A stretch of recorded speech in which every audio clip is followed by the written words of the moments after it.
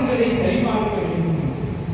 வக்ஃபுடைய சொத்து இருக்குன்னு சொன்னா அதனுடைய ஆவணம் சரியா இருக்குதா, அது நல்ல முறையில் பதியப்பட்டு இருக்கிறதா, அதில் ஏதாவது குறைபாடுகள் இருக்கிறதா என்று சரி செய்ய வேண்டும்.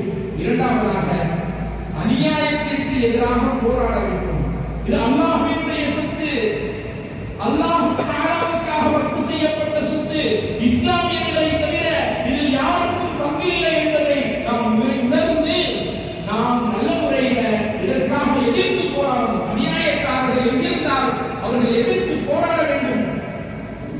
அடுத்ததாக மூன்றாவதாக ஆசை அதிகமாக வக்ஃப் திருத்த சட்டம் நமக்கு சாதகமான முறையில் தீர்ப்பு வரும் வரை நாம் அல்லாஹ்விடத்தில் நோன்பு வைத்து சதகாக்கள் செய்து தான தர்மங்கள் செய்து அல்லாஹ்விடத்தில் மன்றாடி துஆ செய்யணும்.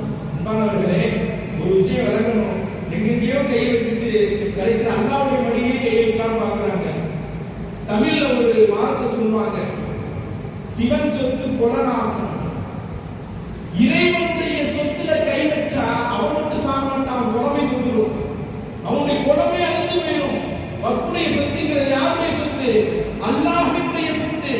அல்லாஹ்வுடைய சொத்தை நீ கை வச்சுன்னு சொன்னா அபாபில் சின்ன சின்ன பறவையை கொண்டு எப்படி ஆபிரகாம் என்ற பெரும் அரசனை அல்லாஹ் தஆலா யானை படையை அழித்தானோ அது போன்று அல்லாஹ் தஆலா சின்ன சின்ன ஆட்களை வைத்து உன்னுடைய கூட்டமே இல்லாமல் ஆக்கிடுவான். அதனால இந்த விஷயத்தில் மிகவும் கவனமாக செயல்பட வேண்டிய ஒரு கட்டாயத்தில் இந்த ஒன்றிய அரசு என்பது இருந்து கொண்டிருக்கின்றது.